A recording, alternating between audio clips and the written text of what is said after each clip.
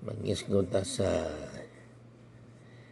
usa ka topic nga medyo nagamasupag. Topic nako nga ang mga tao nga dili makasulod sa langit, those who cannot enter heaven. Kinsa man, disclaimer lang, kay daghan naman maka public man atong video. Katong ikang ganahan sa title ay nalagpaminaw. Katong one save, always save, ano na magpaminaw. Kaya di man ko believer anang one save, always save. So, naang yung mga tao nga di magkasunod sa langit. Muna akong title. Kay katong di yun ganahan ani nga topic, ayaw lang.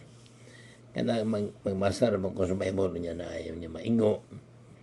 Masin mingon ka nga, ingo ka, ay na nagpaminaw.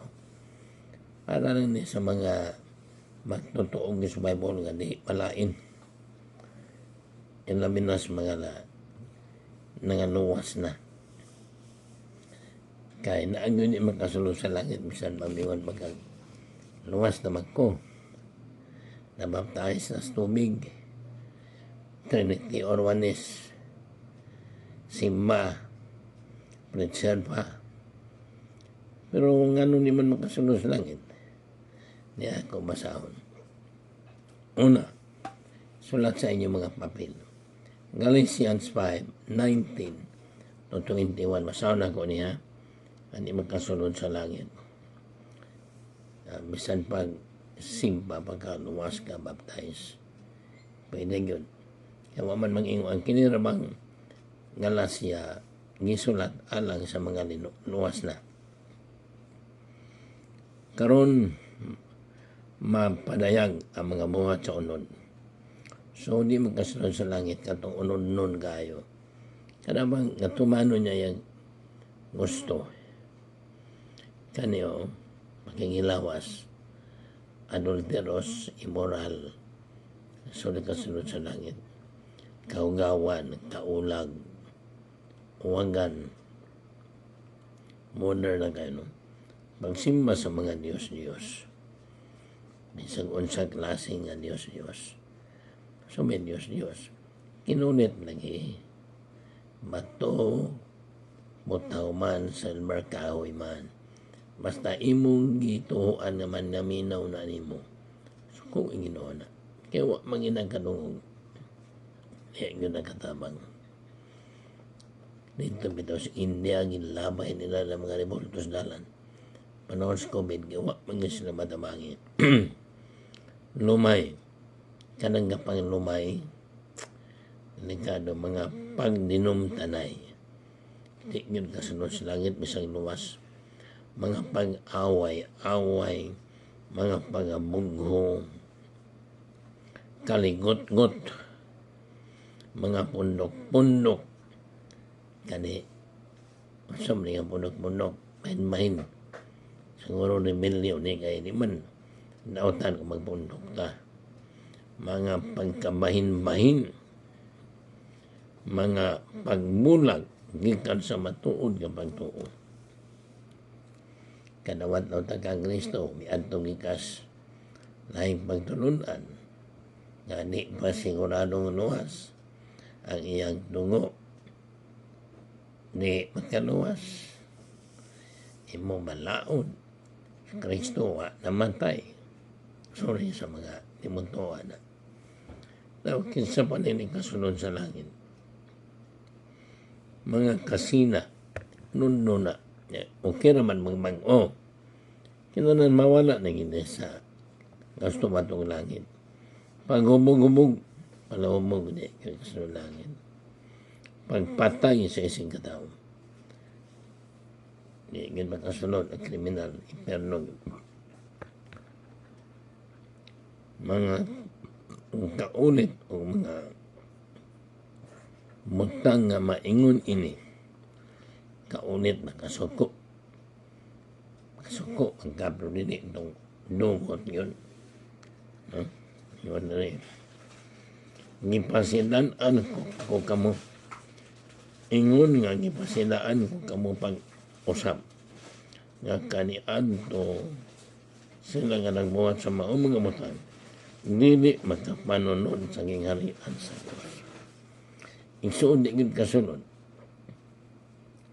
bisan pag minawat ni Kristo, yes.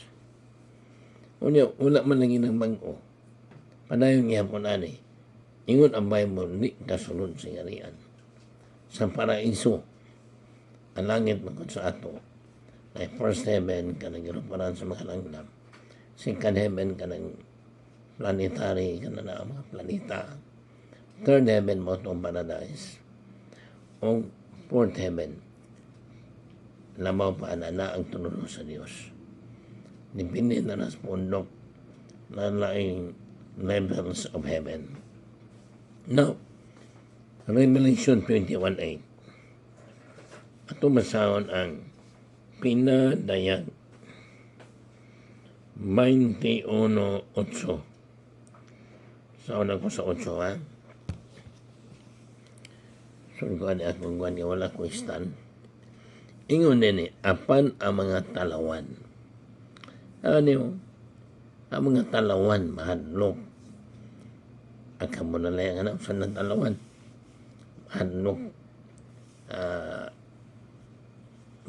Munawat sa Ginoo. Kaya masin sa menta mo niya. Kadagkan ay minawat sa kang Kristo nga ipapaawa siya ng malay. Ang uman ipapatay. Ang uman manok magwali.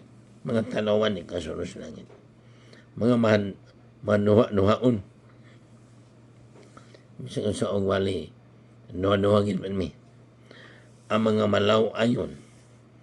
Ang mga mamumuno. Mga laway, mga adulteros man eh. Silang tanaw immoral nga mga minyo, sinyo sa badya immoral. Mamumuno, patayang tao, o mga hilawason, adulteros. Nasa ibana, ito pang kaslain, na nag-asawa, itong kaslain. Mga matanon, di paminyo, pahilamot, muna, magkilawason. O ang mga lumayan, karami ni mga lumay, mga magkabak, nga mga yam, nagkasunod sa langit na.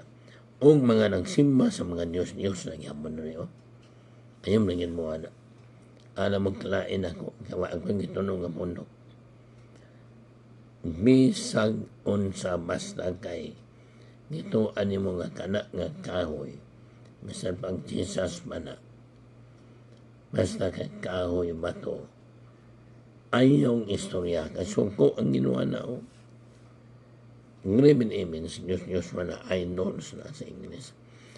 Idolaters na. Ang tanan nga mga magkakon, pagkagrabi magkakon ng Christian. Nagkang Christian magkakon. Amot, di nakasunod langit na naman na rin. Mamahinan sila dito sa linaw nga nagnilaab sa kalayo o kasobre nga mao ang ikaduha ng kamatayon. Hindi yun kasunod sa langit ito akong basa isuon. So, ang ko'y 8 minutes dali araoy. Dali una ko ni Revelation 22:15. Unin na tumilugay ani. Revelation 22:15. Kano kaya ni akong online Bible mag-online ni. Revelation 22:15. Di makasunod sa langit na. Sulat na yung suon.